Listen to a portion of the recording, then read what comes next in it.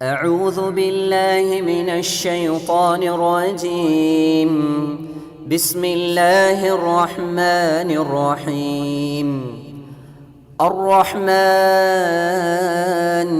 علم القرآن خلق الإنسان علمه البيان. அன்பிற்குரிய சகோதர சகோதரிகளே, அல்லாஹ்வின் பேரருளால் இந்த நாட்களில் சிறந்த ஜுமாவுடைய நாளில் இறை தூதர் ஸல்லல்லாஹு அலைஹி வஸல்லம் அவர்கள் காட்டி தந்தபடி நமது இந்த ஜுமாவின் வணக்கத்தை நிறைவு செய்கிற நோக்கில் இங்கு குழுமி இருக்கிறோம். அல்ஹம்துலில்லாஹ். இந்த சந்தர்ப்பத்தில் இஸ்லாமிய மார்க்கம் ஒரு மனித வாழ்க்கையில் அவனுக்கு தேவையான அத்தனை விஷயங்களையும் வழிகாட்டுகிறது.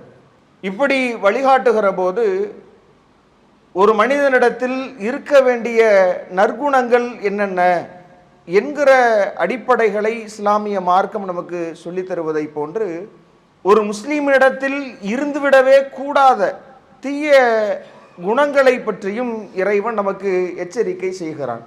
அந்த வகையில் மார்க்கம் நமக்கு எச்சரிக்கை செய்கிற மிக மோசமான ஒரு பண்புதான் இந்த பொறாமை என்கிற ஒரு உணர்வு.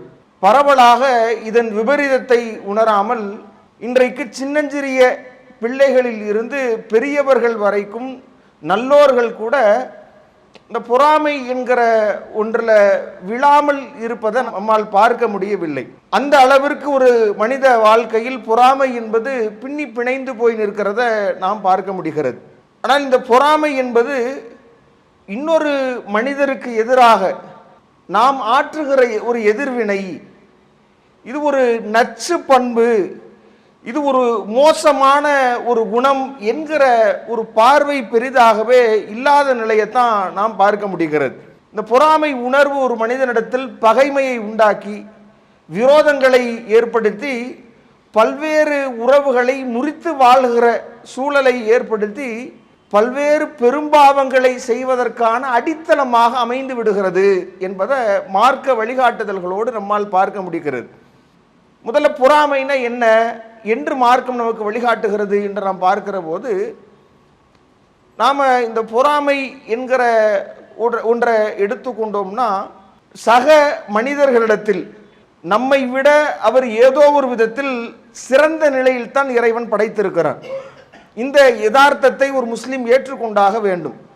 ஆனால் நாம் இன்னொரு மனிதரை பார்க்கிற போது இறைவன் அவருக்கு நம்மை விட ஏதோ ஒரு விதத்தில் மேன்மை அளித்திருந்தான், ஒரு நன்மையை ஏற்படுத்தியிருந்தான் என்றால் இல்லை இவன் இப்படி இருக்கிறான் என்று நாம் ஏங்குகிற ஒரு சூழல், அது அப்படியே ஒரு கட்டம் அதை தாண்டி நம்மை விட அழகிலேயோ அறிவிலேயோ புகழிலேயோ பல ஏதோ ஒரு அந்தஸ்திலேயோ செல்வாக்கிலேயோ சிறந்திருக்கிற ஒருவனை பார்த்து அந்த நிலைக்கு நாம் வர வேண்டும் என்பதை தாண்டி அவனை இல்லாமல் ஒழிக்க வேண்டும், அந்த நிலையிலிருந்து அவன் இறங்க வேண்டும், இழிவடைய வேண்டும் என்கிற ஒரு உச்சபட்ச ஒரு மோசமான அந்த உணர்வு தான் இந்த பொறாமை என்று நாம் சொல்றோம்.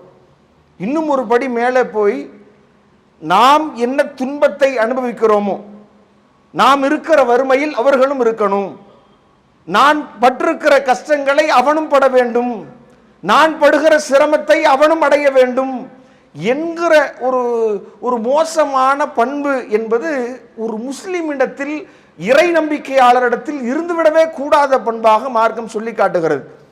நீங்க பாருங்க, அல்லாஹ்வுடைய தூதர் நமக்கு எப்படியான வழிகாட்டுதலை வழங்கியிருக்கிறார்கள் என்றால், லா யுமினு அஹதுக்கும் ஹத்தா யுஹிப்ப லி அஹீஹி மா யுஹிப்பு லி நஃப்ஸிஹி. உங்களில் ஒருவர் தான் எதை விரும்புகிறாரோ அதை தன்னுடைய சகோதரனுக்கு விரும்பாத வரை அவர் இறை நம்பிக்கை கொண்டவராக ஆக மாட்டார் என்று அல்லாஹ்வின் தூதர் சொன்னார்கள். நாம எதை விரும்புகிறோமோ, எந்த நிலையில் இருக்க வேண்டும் என்று நாம் ஆசைப்படுகிறோமோ அதே நிலையில் நம்மோடு சேர்ந்திருக்கிற ஒரு சகோதரனும் இருக்க வேண்டும் என்று ஆசைப்படுவதுதான் ஒரு இஸ்லாமியனுடைய ஒரு முஃமினுடைய பண்பாக அல்லாஹ்வின் தூதர் குறிப்பிடுறாங்க. ஆனா இந்த பொறாமை என்பது இதற்கு நேர் எதிர்குணமாக ஈமானும் ஒரு மனிதனுடைய உள்ளத்தில் பொறாமையும் ஒன்றாக குடிகொண்டிருக்க முடியாது என்று சொல்லுகிற அளவிற்கு நேர் எதிர் குணனாக இருக்கிறத நம்மால் பார்க்க முடிகிறது.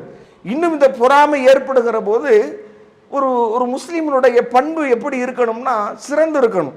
ஒரு நல்ல ஒரு விஷயத்தை கேள்விப்படுகிற போது அவனுக்கு வேலை கிடைத்திருக்கிறது அப்படின்னா நாம் நமக்கு கிடைத்ததை போன்று நாம் அதை மிக சந்தோஷப்பட வேண்டிய ஒரு காரியமாக எடுத்துக்கொள்கிற அந்த மனநிலையில் இருக்க வேண்டிய நாம் அதற்கு எதிராக வருத்தப்படுகிறோம், அதை அவனுக்கு கிடைக்கக்கூடாது என்று விரும்புகிறோம் என்றால் எவ்வளவு ஒரு இழிவான செயலாக இருக்க முடியும் என்பதை நாம் யோசித்து பார்க்க வேண்டும். இன்னும் அல்லாஹ்வின் தூதர் இதை தடை செய்கிற ஒன்றாக, நபி அவர்கள் தடுத்த ஒன்றாகவே நாம் பார்க்கிறோம். அல்லாஹ்வின் தூதர் சொன்னார்கள், லா தபாகலு, நீங்கள் ஒருவருக்கொருவர் கோபம் கொள்ளாதீர்கள். ஒலா தஹாசது, நீங்கள் ஒருவருக்கொருவர் பொறாமை கொள்ளாதீர்கள். ஒலா ததாபரு, நீங்கள் ஒருவருக்கொருவர் பிணங்கிக் கொள்ளாதீர்கள். வகூனு இபாதல்லாஹி இஹ்வானா, நீங்கள் சகோதரர்களாக ஆகிவிடுங்கள், அல்லாஹ்வின் அடியார்களே என்று அல்லாஹ்வின் தூதர் நமக்கு வழிகாட்டி இருக்கிறார்கள்.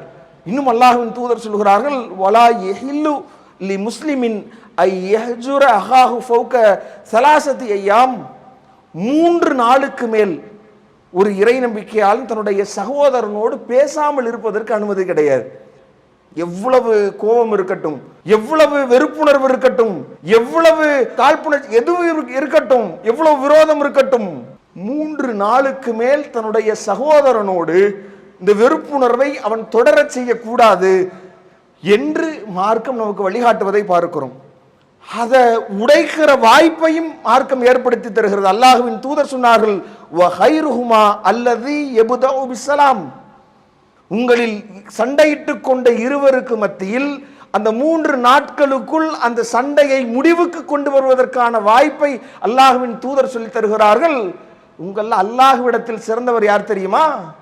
போட்டியில், ஈகோவில் நம்மை விட நானா நீனா என்று பெருமை பாராட்டுகிற நிலைக்கு மாறாக அல்லாஹ்விடத்தில் சிறந்தவர் யாராக இருக்க முடியும் என்றால், இந்த வெறுப்புணர்வை எல்லாம் விட்டு, இந்த மனக்கசப்புகளை எல்லாம் உடைத்து தள்ளி, இந்த கோப தாபங்களை எல்லாம் விட்டொழித்து விட்டு அல்லாஹ்விடத்தில் நான் சிறந்தவனாக ஆகப் போகிறேன் என்று சொல்லி சலாத்தை சொல்லி அதை முடிவுக்கு கொண்டு வருகிறாரே, அந்த பிணக்கத்தை இணக்கமாக மாற்றுகிறாரே, அவர்தான் அல்லாஹ்விடத்தில் சிறந்தவராக இருக்க முடியும் என்று மார்க்கம் நமக்கு சொல்லித் தருகிற போது எப்படி ஒருவர் மீது நாம பொறாமை கொள்ள முடியும் என்பதை யோசித்து பார்க்க வேண்டும்.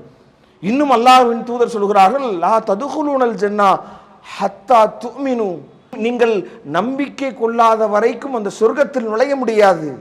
இறை நம்பிக்கையாளர் ஆவதுதான் அந்த சொர்க்கத்திற்கு நீங்கள் செல்லுவதற்கான அடிப்படை என்று அல்லாஹ்வின் தூதர் சொல்லிவிட்டு, ஒலா துமினு ஹத்தா தஹாபு, நீங்கள் அந்த இறை நம்பிக்கையாளராக ஆக வேண்டும் என்றால் ஒருவருக்கொருவர் நேசம் செலுத்தாத வரை இறை நம்பிக்கையாளராக ஆகவே முடியாது. அல்லாஹ்வுடைய தூதர் அதற்கான வழியை சொல்கிறார்கள், வலா துமினு ஹத்தா தஹாபு அவலா அதுல்லுக்கும் அலா ஷையின் இதா ஃபஅல்துமுஹு தஹாபப்தும், நான் உங்களுக்கு ஒன்றை சொல்லித் தரட்டுமா, அதன் மூலமாக ஒருவருக்கொருவர் நீங்கள் நேசம் செலுத்தலாம் என்று அல்லாஹ்வின் தூதர் சொல்கிறார்கள். அஃப்சு ஸலாம பைனக்கும், உங்களுக்கு மத்தியில் சலாத்தை சொல்லி பரப்பிக் கொள்ளுங்கள். ஒன்றுமில்லாத ஒரு சகோதரனுக்கு, யாரென்று அறிந்தவராக இருக்கலாம், அறியாதவராக இருக்கலாம், தெரிந்தவராக இருக்கலாம், தெரியாதவராக இருக்கலாம், யாரோ ஒருவர் அஸ்ஸலாமு அலைக்கும் என்று ஒருவரை சிரித்த முகத்தோடு அழகான வார்த்தைகளோடு நாம் அவருக்கு சொல்கிற அந்த சலாம் இருக்குதே, எவ்வளவு பெரிய ஒரு முன்மாதிரி, எவ்வளவு பெரிய அழகான ஒரு முகமன். உங்கள் மீது ஏக இறைவன் சாந்தியும் சமாதானமும் உண்டாகட்டும் என்கிற அற்புத பிரார்த்தனையை யாரென்று அறியாத ஒருவருக்கு செய்ய வேண்டியதுதான் ஒரு முஸ்லிமுடைய பண்பு. அதுதான் நம்மை இறை நம்பிக்கையாளராக ஆக்கும். அந்த இறை நம்பிக்கை தான் நம்மை சொர்க்கத்தில் சேர்க்கும் என்று சொன்னால், எப்பேற்பட்ட மார்க்கத்தில் இருந்து கொண்டு யாரென்று அறியாதவருக்காக பிரார்த்தனை செய்ய வேண்டும் என்று சொல்லித் தருகிற போதனைகளை நாம் பெற்று நம்மை நல்வழியில் செலுத்த வேண்டிய நாம் இன்றைக்கு அதற்கு நேர் எதிரான குணத்தை பெற்று ஒருவன் மீது இருக்கிற அந்த வெறுப்புணர்வில் எப்படி அவன் முன்னேற முடியும்? எப்படி அவன் இந்த நிலைக்கு உள்ளாக முடியும்? எப்படி அவன் சிறந்து விளங்கலாம்? எப்படி அவனுக்கு இந்த செல்வம் வழங்கப்படலாம்? எப்படி அவன் இந்த மாதிரி வாழ்க்கையில் வெற்றி அடையலாம் என்கிற பொறாமை உணர்வு நமக்கு ஏற்படுகிறது என்றால், இது ஒரு முஃமின் என்கிற அந்த பண்பில் இருந்து நாம் பின்வருகிறோம். ஒருவரை நேசிக்க தவறுகிறோம், அந்த சொர்க்கத்தை பெறுகிற வாய்ப்பை இழக்கிறோம் என்பதை நாம் மறந்துவிடக் கூடாது. எப்படி ஒரு மனிதனிடத்தில் அப்படியே லேசா துளிர் விடும் அப்படின்னா, ஒருவரை பார்ப்பதில் இருந்து தான் இந்த தீய அடிப்படையை நாம் எடுகிறோம். மற்றவரை பார்ப்பது, எய்த்த வீட்டுக்காரனை பார்க்கிறது, பக்கத்து வீட்டுக்காரனை பார்ப்பது, அவனை பார்ப்பது, இவனை பார்ப்பது, நம்முடைய வாழ்க்கை தரம் ஏன் அப்படி இல்லை என்று நாம் எடை போடுவது, இது ஒரு மனநோய். அப்படியே பார்த்து கொண்டே தன்னுடைய வாழ்க்கையை இழந்து போகிற ஒரு சூழலை ஏற்படுத்தி கொள்கிற ஒரு மோசமான நிலை என்பதை மறந்துடக்கூடாது. ஆனால் மார்க்கம் நமக்கு சொல்கிற அழகான அற்புதமான வழிகாட்டுதல் என்ன தெரியுமா? நம்மிடத்தில் இருக்கிற ஒன்றை நீங்க நினைத்து பாருங்க. ஏதோ இல்லாத ஒன்று, ஏதோ நம்மிடத்தில் குறைவாக இருக்கிற ஒன்றை நினைத்து வருத்தப்பட்டு, இன்னொருவரிடத்தில் ஒரு பொருள் இருக்கிறது, இன்னொருவர் ஏதோ ஒன்றில் சிறந்திருக்கிறார் என்று பார்ப்பதற்கு பதிலாக இறைவன் நமக்கு வழங்கி இருக்கிற ஆயிரக்கணக்கான அருட்கொடைகளை யோசித்து பாருங்க. அதைத்தானே செய்ய மறுக்கிறோம். அவர் நம்மை பார்த்து பொறாமைப்படக்கூடிய அளவிற்கு நம்மிடையே எவ்வளவோ இருக்கிறது. இறைவன் நமக்கு எவ்வளவோ நன்மைகளை வழங்கி இருக்கிறானே, இறைவனுடைய பல அருட்கொடைகளை நாம் பெற்றிருக்கிறோமே, அதை நினைத்து பார்க்க மறுத்துவிட்டு அடுத்தவனையே பார்க்கிறோம், அடுத்தவரையே நாம் கவனிக்கிறோம். பார்ப்பதிலேயுமே மார்க்க வழிகாட்டுதலோடு நம்முடைய பார்வை இருந்திருந்தால் இந்த தவறு ஆரம்பத்திலேயே நாம் தவிர்த்து விடலாம். மார்க்கம் என்ன வழிகாட்டுகிறது? இதா நலர அஹதுக்கும் இலா மன் ஃபுல்லில அலைஹி மின் மால் வல் ஹுல்க், உங்களை விட பொருளாதாரத்திலேயோ அழகிலேயோ ஒருவர் சிறந்தவராக இருக்கிறார் என்று நீங்கள் பார்க்க நேரிட்டால் ஃபல் யன்துர் இலா மன்ஹு அஸ்ஃபல மின்ஹு, உங்களை விட கீழானவரை அவர் பார்க்கட்டும். நீ போய் பார்க்கத்தான் முடிவு செய்யற, போய் பார்க்கிற அப்படின்னா ஏன் உனக்கு மேல உள்ளவன் என்று நீ அவனை பார்க்கிறாய்? உனக்கு கீழே 1000 பேர் இருக்கிறான். நீ பைக்ல போன காரில் போகக்கூடியவனை ஏன் பார்க்கிறாய்? உனக்கு கீழ் பைக் வாங்க வழி இல்லாம நடந்து போகிறானே, பல்வேறு விதமான மோச அவல நிலையில் இருக்கிறானே, உணவுக்கு வழி இல்லாமல் இருக்கிறானே, அதை பார்ப்பதற்கு பதிலாக ஏதோ ஒன்றை இவன் பார்த்துவிட்டு இதுதான் நிம்மதி, இதுதான் நம்முடைய வாழ்க்கை, இதுதான் நம்முடைய எதிர்காலம், இதுதான் முன்னேற்றம் என்று தப்பு கணக்கு போட்டு இப்படி தன்னுடைய வாழ்க்கையை இதிலேயே தொலைத்து நிற்கிற ஒரு அவல நிலைதான் என்று மார்க்கம் நமக்கு வழிகாட்டுது. இன்னும் நாம் பார்க்கிறோம், அப்படியே அந்த உணர்வு பெருக்கெடுக்க ஒருவனை பார்த்த பிறகு இவன்லாம் இப்படி இருக்கிறானே, இவனுக்கு மட்டும் எப்படி இப்படி கிடைக்கிறது? நம்மிடம் இல்லாத ஒன்று, நாம் ஆசைப்படுகிற ஒன்று, நாம் விரும்புகிற ஒன்று இவனுக்கு எப்படி போகலாம் என்கிற அந்த பார்வை இருக்குது. இதை நாம் இப்படி பொறாமைப்படுவதற்கு உண்மையிலுமே நியாயம் இருக்கிறதான்னு யோசிக்கணும்ல. ஒரு இறை நம்பிக்கையாளன் இந்த உலகத்தை மார்க்கம் சொல்லுகிற, திருமறை குர்ஆன் ஹதீஸ் சொல்லுகிற அடிப்படையில் விளங்கி இருக்கிற ஒருவன் அப்படி நினைக்க முடியுமா? ஏதோ ஒருவன் செல்வத்தில் சிறந்திருக்கிறான் என்றால், அறிவாற்றலில் சிறந்திருக்கிறான் என்றால், ஏதோ ஒன்றை ஒரு வசதி வாய்ப்பை பெற்றிருக்கிறான் என்றால் அது அவனாக முடிவு செய்து அந்த நிலைக்கு வர முடியுமா? தாராள மனம் படைத்தோரே, அஸ்ஸலாமு அலைக்கும். பிற மத சகோதரர்களை தனித்தனியாக சந்தித்தும் சில கிராமங்களை தத்தெடுத்தும் தமிழ்நாடு தௌஹீத் ஜமாத் இஸ்லாத்தை எடுத்துச் சொல்லி வருகிறது. இது போன்ற பல்வேறு முயற்சிகளின் மூலமாக அல்லாஹ்வின் அருளால் அலை அலையாய் இஸ்லாத்தை ஏற்றுக்கொண்டோர் ஏராளம். இஸ்லாத்தை ஏற்றுக்கொண்டவர்களுக்கான அஃபிடவிட், கத்னா முறையாக பெயர் மாற்றம் செய்வதையும் இந்த ஜமாத் சிறப்பாக செய்து வருகிறது. இஸ்லாத்தை முறையாக கற்றுக்கொள்வதற்காக ஆண்களுக்கும் பெண்களுக்கும் தனித்தனியாக விசாலமான சொந்த கட்டடத்தில் அனைத்து வசதிகளுடன் முற்றிலும் இலவசமாக இஸ்லாமிய பயிற்சி மையங்கள் சிறப்பாக செயல்பட்டு வருகின்றன.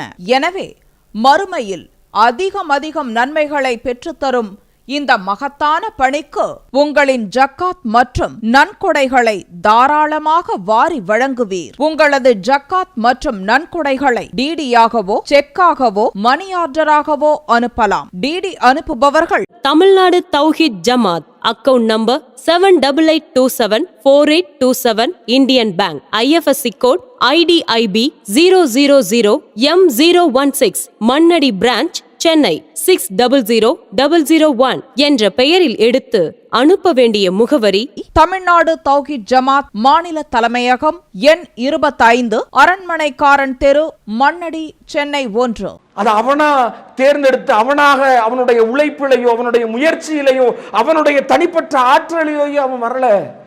அதை ஏற்படுத்தியது அல்லாஹ் என்பதை மறந்து விடுகிறோம். அல்லாஹ் சொல்கிறான், அல்லாஹ் தான் தன்னுடைய அருட்கொடையை தான் நாடியவர்களுக்கு வழங்குகிறான். அல்லாஹ் வழங்குவதால் அவன் ஈமான்தாரி என்ற அர்த்தம் இல்லை. அல்லாஹ் ஒருவருக்கு நலனை செய்கிறான் என்றால் அவர் சிறந்தவர் என்பதற்கான அடையாளம் அல்ல. எவ்வளவோ தாழ்ந்தவருக்கு, எவ்வளவோ பல நரகவாதிகளுக்கு கூட இறைவன் செல்வத்தை வழங்கலாம். எவ்வளவோ பல மோசமானவர்களுக்கு கூட பல்வேறு விதமான அறிவாற்றலை வழங்கலாம். அது இறைவன் அவர்கள் நல்லவர்கள் என்பதற்கான அடையாளமோ சிறந்தவர்கள் என்பதற்கான அடையாளமோ அது அல்ல என்கிற உணர்வு நமக்கு இருக்கணும்.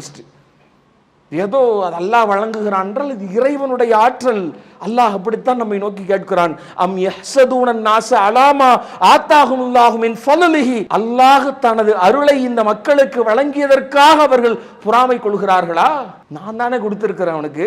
உலக சீராக இயங்க வேண்டும் என்றால் ஒரு ஏற்றத்தாழ்வு இருக்க வேண்டும் என்பதற்காக இறைவன் ஒருவரை ஒரு விஷயத்தில் உயர்த்தி இருக்கிறான் என்றால் அல்லாஹ் அந்த ஏற்பாட்டை செய்திருக்கிறான். அப்ப நீங்கள் எதிர்க்க வேண்டியது அவரை அல்ல. நீங்கள் பொறாமைப்படுவது, அவரை ஒழிக்க வேண்டும் என்று நினைப்பது அவரோடு முடிவதல்ல. இறைவனுடைய ஆற்றலில் நீங்கள் கை வைக்கிறீர்கள், இறைவனுடைய ஆற்றலில் நீங்கள் விளையாடுகிறீர்கள் என்பதை மறந்துவிடக் கூடாது. அல்லாஹ் ஒரு இடத்துல வைக்கிறான்னா அங்க போய் அதுல நாம குறுக்கிடுவதற்கு என்ன நியாயம் இருக்க முடியும், பொறாமைப்படுவதற்கு என்ன தகுதி இருக்க முடியும் என்பதை நாம் யோசித்து பார்க்க வேண்டும். இன்னும் சொல்ல போனா இந்த அடிப்படையை மார்க்கம் எந்த அளவிற்கு நமக்கு சொல்லித் தருகிறது. இதுவும் இல்லாமல் இந்த பொறாமை ஏற்படுத்துகிற விளைவு மிக விபரீதமானது என்பதை நாம் யோசிக்கணும். ஏன்னா அது ஏற்படுத்தக்கூடிய முதல் பாதிப்பு அதை பொறாமைப்படக்கூடியவருக்குத்தான் என்பதை மறந்துடக்கூடாது. பொறாமைப்படத் தொடங்கி மற்றவர்களோடு தன்னை ஒப்பிட்டு பார்த்து பார்த்து பார்த்து ஒரு மனிதன் சீரழிந்து போவதை நீங்க பார்க்கலாம். இவனே தானாக தன்னுடைய உழைப்பை நம்பி இறைவனிடத்தில் பிரார்த்தனை செய்து தன்னுடைய வாழ்க்கையை நேரிய வழியில் அந்த பிரார்த்தனை செய்து அப்படி தொடங்கி சென்றிருக்கலாம். ஆனால் பொறாமைப்பட்டு முடங்கி போனவன் மன அழுத்தத்திற்கு உள்ளாகி, தூக்கத்தை தொலைத்து, துக்கத்திற்கு உள்ளாகி ஒரு தாழ்வு மனப்பான்மையை வளர்த்து இன்னொருவன் நாசமாக வேண்டும், அழிந்து போக வேண்டும் என்கிற ஆவலோடு தன்னுடைய வேலைகளை எல்லாம் விட்டு உட்கார்ந்து மன அழுத்தத்திற்கு உள்ளாகி போகிறானே, இவன் தான் அதற்கு முதல் பழிகேடாக மாறிவிடுகிறான் என்பதை மறந்துவிடக்கூடாது. அவ்வளவு பெரிய விளைவை ஏற்படுத்துகிறது. இது ஒரு சைத்தானிய குணம் என்பதை மறக்கக்கூடாது. நீங்க பாருங்களேன், முதல்ல ஆதம் அலைஹிஸ்ஸலாம் அவர்களை அல்லாஹ் படைத்த உடனேயே அல்லம ஆதம அஸ்மாக்குல்லஹா, எல்லா பெயர்களையும் ஆதம் அலைஹிஸ்ஸலாம் அவர்களுக்கு அல்லாஹ் சொல்லி தருகிறான். சொல்லி தந்த பிறகு ஆதம் அலைஹிஸ்ஸலாம் அவர்களுக்கு சஜ்தா செய்ய சொல்லி அங்கு இருக்கிற வானவர்களுக்கும் அங்கு அந்த வானவர்களோடு இருக்கிற இப்லீஸுக்கும் இறைவன் உத்தரவிடுகிறான். ஆதம் அலைஹிஸ்ஸலாம் அவர்களிடத்தில் சில கேள்விகள் அல்லாஹ் கேட்கிறான். இவற்றினுடைய பெயர்களை சொல்லுங்கள் என்கிற போது ஆதம் அலைஹிஸ்ஸலாம் அவர்கள் சொல்கிறார்கள். வானவர்களிடத்தில் கேட்கிற போது அதற்கான பதில் அவர்களுக்கு தெரியல, யாருக்கும் அதற்கான பெயர்கள் தெரியல. அப்ப அல்லாஹ் ஆதம் அலைஹிஸ்ஸலாம் அவர்களை சிறப்பித்திருக்கிற காரணத்தினால் அவருக்கு நீங்கள் பணியுங்கள் என்று உத்தரவிடுகிற போது அந்த ஷைத்தானுடைய வார்த்தை வாதம் எப்படியானதாக இருந்தது? மா மனஅக அல்லா தஸ்ஜுத, இது அமர்த்துக, உனக்கு நான் கட்டளையிட்ட போது அவருக்கு சஜ்தா செய்யாமல் அவருக்கு சிரமணியாம இருந்ததற்கான காரணம் என்ன என்று இறைவன் கேட்கிற போது, அன ஹைரும் மின்ஹு ஹலக்தனி மின் நார் வ ஹலக்துஹு மின் தீன், நெருப்பில் படைத்திருக்கிறாய், அவரை களிமண்ணில் படைத்திருக்கிறாய், அவருக்கு நான் எப்படி பணிகிறது? அப்போ இந்த அடிப்படைகளை நீங்க பார்த்தீங்க அப்படின்னு சொன்னா, அவருக்கு சிரமணியை சொல்கிற போது, அவருக்கு பணியை சொல்கிற போது அந்த இடத்துல அல்லாஹ் சொல்கிறான் என்கிற அந்த உணர்வை மறந்து ஒரு பொறாமை ஏற்படுது. எப்படி அவர் அறிவாற்றலாக பெற்றவராக மாற முடியும்? நல்ல படைப்புல சிறந்தவனாக இருக்கிறேன் என்கிற மாதிரியான ஒரு உணர்வு, அந்த பொறாமை உணர்வு என்பது அவனை இன்று வரைக்கும் இழிவுக்குள்ளான விரட்டப்பட்டவனாக மாற்றி இருக்கிறது என்றால் நாம் ஒவ்வொருவரும் இந்த பண்பிலிருந்து எச்சரிக்கையாக இருக்க வேண்டும் என்பதை நாம் பார்க்கிறோம். இன்னும் என்ன மாதிரியான நிலைகளுக்கு உள்ளாகிறோம் என்றால், இந்த பொறாமை என்பது அப்படியே பெருகிற போது அந்த வெறுப்பின் காரணமாக கோபம் ஏற்பட்டு அந்த யார் மீது நாம் பொறாமை கொள்கிறோமோ இல்லாத பொல்லாததெல்லாம் சொல்லுவோம், வதந்திகளை பரப்புவோம், புறம் பேசுவோம், அவர் குறித்து அவதூறை பேசுவோம், அவரை ஒழிப்பதற்கான வாய்ப்புகளை தேடுவோம். இது எவ்வளவு பெரிய இழிவுக்கு நம்மை உள்ளாக்கும் என்று யோசிச்சு பாருங்க. திருமறை குர்ஆனில் இறைவன் சொல்கிறானே, ஒருவரை பற்றி புறம் பேசுவது என்பது உன்னுடைய சகோதரனின் மாமிசத்தை, இறந்த சகோதரனின் மாமிசத்தை புசிப்பதாக இறைவன் சொல்லி காட்டுகிற போது, அவ்வளவு ஒரு கோரமான ஒரு விஷயத்தை, நாளை மறுமையில் நம்முடைய நன்மைகளை எல்லாம் இழக்கச் செய்கிற ஒரு விஷயத்தை மிக சாதாரணமாக செய்கிறோம் என்பதை யோசித்து பார்க்கணும். இன்னும் சொல்ல போனா, இந்த ஒரு வெறுப்புணர்வு வளர்ந்து வளர்ந்து எந்த அளவிற்கு ஒரு சூழலுக்கு ஒரு மனிதனை தள்ளிவிடுகிறது என்றால், அவனை முதுகுக்கு பின்னால் இருந்து குத்துவதற்கான சந்தர்ப்பத்தை தேடுகிறோம். நீ பாருங்க, அந்த வெறுப்புணர்வுடைய உச்சம் பள்ளிக்கூடங்கள்ல இருந்து ஒரு மிகச் சாதாரணமாக இது வளர்ந்து வருவதை பார்க்கிறோம். பள்ளிக்கூடங்கள்ல சின்ன பிள்ளைகளுக்கு மத்தியில் சொல்ல வேண்டிய நாம், நம்முடைய நிலை, நம்ம அலுவலகங்கள்ல, நம்முடைய வியாபார ரீதியான அந்த தொடர்புகள்ல நம்மிடையே அந்த பொறாமை இருக்கிற போது நாம் எப்படி பிள்ளைகளுக்கு வழிகாட்டுவோம்? அதனுடைய பிரதிபலிப்பு பிள்ளைகளுக்கு மத்தியில் பார்த்தீங்கன்னா, இவன் எப்படி முதல் மார்க் வாங்க முடியும், இவன் எப்படி சிறந்த ஒரு நிலையை அடைய முடியும், இவனை இறக்கணும், இவன் பற்றி என்கிற அந்த எண்ணம் சிறு வயதிலிருந்து ஏற்படுகிறது. அதனுடைய பிரதிபலிப்பு தான் ஒரு அலுவலகங்கள்ல 4 பேர் உட்கார்ந்த பிறகு இன்னொருவன் நகர்ந்தான்னா அவனை எப்படி ஒழிப்பது, இவனை எப்படி இங்கு இல்லாமல் ஆக்குவது, நம்மோடு வந்தவன் எப்படி ஒரு சிறந்த பொறுப்பை அடைய முடியும், அவன் வேலையே இல்லாமல் சம்பளம் இவ்வளவு வாங்குகிறான் என்று இப்படி பேச தொடங்குவது, அவனை ஒழிக்க வேண்டும் என்று என்னென்ன வேலைகளை செய்ய முடியுமோ எல்லா வேலைகளையும் செய்வது என்பது இது ஒரு இறை நம்பிக்கையாளருடைய பண்பாக இருக்க முடியுமா? யோசித்து பாருங்க. ஆதமுடைய 2 பிள்ளைகளுடைய அந்த வரலாற்றை இறைவன் நினைவு கூற சொல்கிறான். இது கர்ரபா குர்பானன், அந்த இருவருமே இறைவனுக்காக ஒரு குர்பானி கொடுத்த போது அல்லாஹ் அதில் ஒருவருடைய குர்பானி அல்லாஹ் ஏற்கிறான், ஒருவருடைய அந்த வணக்கத்தை அல்லாஹ் ஏற்கவில்லை, மறுத்து விடுகிறான். இந்த காரணத்துல, இந்த அடிப்படையினாலேயே அந்த ஒருவரை ஒருவர் கொலை செய்து விடுகிறார். இந்த கொலையை அல்லாஹ்வின் தூதர் நமக்கு சொல்லி காட்டுகிற போது, பூமியில் நிகழ்ந்த முதல் கொலை என்பதால் இனிமேல் உலகத்தில் நடக்கிற அத்தனை கொலையினுடைய பாவத்தின் பங்கும் அவர்களுக்கு இருக்கிறது என்கிற அளவிற்கு பூமியில் முதல் நடந்த ஒரு பெரும்பாவமாக பார்க்கிறோமே, அதற்கு முந்தைய பாவமே இந்த பொறாமை தானே. கொலைக்கு முந்தைய பாவமாக எப்படி இறைவன் அவர் வணக்கத்தை ஏற்கலாம், என்னுடைய வணக்கத்தை ஏற்க மறுக்கலாம் என்பதற்காக அந்த கொலை நிகழ்கிறது என்றால், ஒரு வணக்கத்தில் கூட இந்த பார்வை ஒரு கொலை நிகழ்கிற அளவிற்கு சென்றுவிடும், நம்மை கொண்டு சென்றுவிடும் என்பதை நாம் மறந்துவிடக் கூடாது. இந்த பொறாமையினுடைய தீவிரம் இவ்வளவு மோசமான விளைவுகளை அது ஏற்படுத்திவிடும் என்பதை நாம் மறந்து, இன்னும் ஒரு மூமியினுடைய நற்பண்புகளை எல்லாம் சிதைத்துவிடும். இரட்டை முகம் கொள்ள செய்யும், நயவஞ்சகத்தன்மை நம்மிடத்தில் இருக்கும். அவரிடத்தில் பேசி, இன்னைக்கு இந்த பொறாமை என்பது எவ்வளவு இழிவான ஒரு செயல், இழிவான ஒரு உணர்வு என்றால், இது நிகழ்வது எல்லாம் நம்மளை சுற்றி இருக்கிறவன் தான்.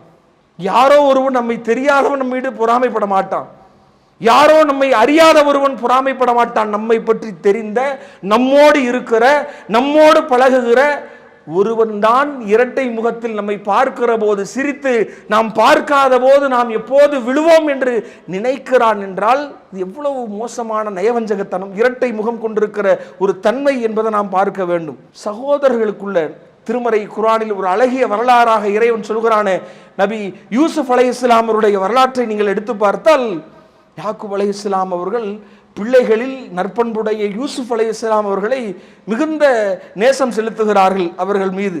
அப்ப அந்த மற்ற ஏனைய சகோதரர்கள் பேசிக்கொள்கிறார்கள், இது காலு ல யூசுஃபு வஹவாஹு அஹப்பு இலைய அபீனா மின்னா, நம்மை விட நம்முடைய தந்தை யூசுப் அவர்களை நேசிக்கிறார், அதனால் நாம் என்ன செய்ய வேண்டும், யூசுஃபை கொன்றுவிட வேண்டும், அல்லது வேறு எங்காவது சென்று அவரை எரிந்துவிட வேண்டும் என்கிற ஒரு எண்ணம் கொண்டு திட்டம் தீட்டுகிறார்கள். ஓனாய் கடித்து விட்டு சென்றதை போன்ற ஒரு ஏற்பாட்டை, ஒரு நாடகத்தை அரங்கேற்றி அவரை தொலைத்து விட்டு வருகிறார்கள் என்று சொன்னால், இது மாதிரி எல்லா மோசமான காரியங்களுக்கும், பல்வேறு விதமான பாவங்களுக்கும் இது அடிப்படையாக இருக்கும் என்பதை நாம் மறந்துவிடக் கூடாது என்பதை இந்த திருமறை வரலாறுகள் நமக்கு சொல்லித் தருகிறது.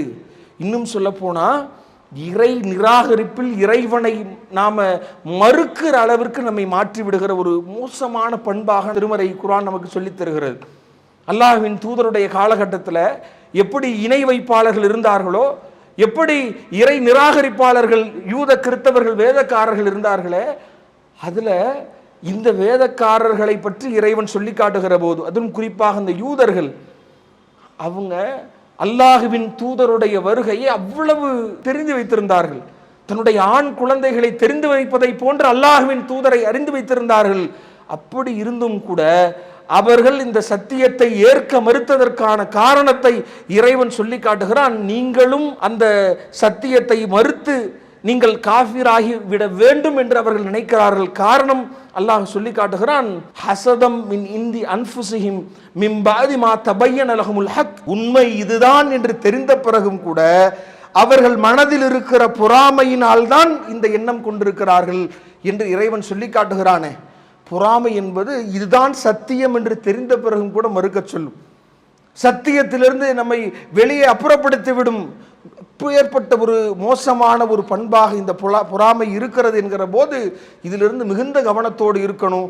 இதில் நம்மிடத்தில் போட்டி இருக்கலாம்.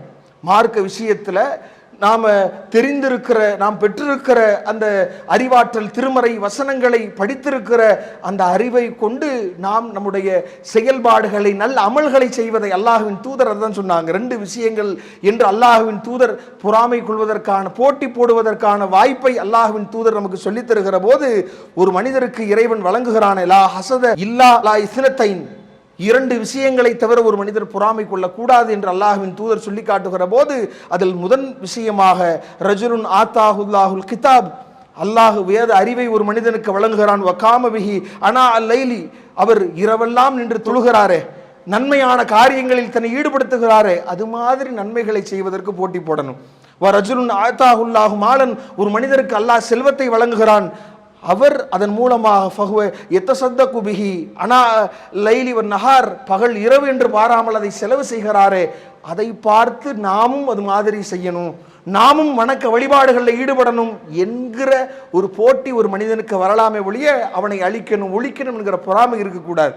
நபித்தோழர்களிடத்தில் இது அதிகமாக பார்க்க முடியுது. நீங்க பாருங்க, முஹாஜிர் ஏழை தோழர்கள் அல்லாஹுவின் தூதரிடத்தில் கேட்குறாங்க, செல்வ நிலையில் இருக்கக்கூடியவர்கள் எங்களை விட அதிகமாக தான தர்மங்களில் ஈடுபடுகிறார்கள், ஏழைகளாகிய நாங்கள் இது மாதிரியான தான தர்மங்களையோ அடிமைகளை விடுதலை செய்வதை போன்ற நற்காரியங்களில் ஈடுபட முடியவில்லை என்று கேட்கிற போது, போட்டி போடுகிற போது அல்லாஹுவின் தூதர் சுப்ஹானல்லாஹ் சொல்லுங்க, அல்ஹம்துலில்லாஹ் சொல்லுங்க, அல்லாஹ் அக்பர் என்று தொழுகைக்கு பிறகு சொல்லுங்கள், இது அந்த நிலையை ஈடு செய்யும் என்று அல்லாஹுவின் தூதர் வழிகாட்டுகிறார்கள் என்பதை பார்க்கிறோம். அந்த போட்டி அவர்களிடத்தில் இருந்தது. அல்லாஹுவின் தூதர் இப்படியான வழிகாட்டுதல்களை வழங்கி இருக்கிறார்கள் என்பதை பார்க்கிறோம். அப்ப இப்படியான ஒரு நிலை, சொர்க்கத்திற்கு செல்ல வேண்டும் என்றால் இந்த பொறாமை என்கிற ஒரு பண்பற்றவர்களாக நாம் இருக்க வேண்டும் என்பதை மார்க்கம் வழிகாட்டுகிறது. நீங்க பார்க்கலாம், அல்லாஹ்வுடைய தூதருடைய காலகட்டத்தில் சொர்க்கவாதி என்று அல்லாஹ்வின் தூதர் ஒரு மனிதரை பார்த்து நற்செய்தி சொல்கிறார்கள். ஒரு தடவை சொல்ற 3 நாள் இப்படி அல்லாஹ்வின் தூதர் அந்த நற்செய்தியை சொல்கிற போது அவரை பின்தொடர்ந்து ஒரு நபித்தோழர் போறார். அப்துல்லா இப்னு அம்ர் ஆஸ் அவங்க சொல்றாங்க, நான் 3 நாட்கள் அவரிடத்துல தங்கி அவர் என்ன செய்கிறார் என்று பார்க்கிற போது கூடுதலாக தனிப்பட்ட வணக்கமோ ஒரு தனித்துவமான எந்த செயல்பாடையும் அவரிடத்தில் நான் பார்க்கல. அப்போ நான் அவரிடத்துல கேட்குறேன், நான் இதற்காகத்தான் நான் தங்கினேன், நீங்கள் அப்படி ஒன்றும் செய்கிறதாக நான் பார்க்க முடியலையே, ஏன் அல்லாஹ்வின் தூதர் உங்களை சொர்க்கவாதி என்று நற்செய்தி சொன்னார் என்று கேட்கிற போது அவர் சொல்கிறார், மாஹுவ இல்லாம அரைத், நீங்கள் பார்க்கிறத தவிர நான் வேறு எதையும் செய்வது கிடையாது. ஆனால் நான் என்னிடத்தில் தனித்துவமாக நான் எதை செய்கிறேன் என்றால், லா அஜிது ஃபி நஃப்ஸி லி அஹதி மினல் முஸ்லிமீன கிஸ்ஸா, நான் எந்த ஒரு முஸ்லீமுக்கும் தீங்கிழைக்கிற எண்ணம் என்னிடத்தில் இருக்காது. ஃபகால, அவர் சொல்றாரு, லா அஹ்சுது அஹதன் அலா ஹைரின் ஆத்தாஹுல்லாஹு ஈயாஹு, அல்லாஹ் எந்த முஸ்லீமுக்கு வழங்கி இருக்கிற நன்மைக்காக வேண்டியும் நான் பொறாமை கொள்ள மாட்டேன்.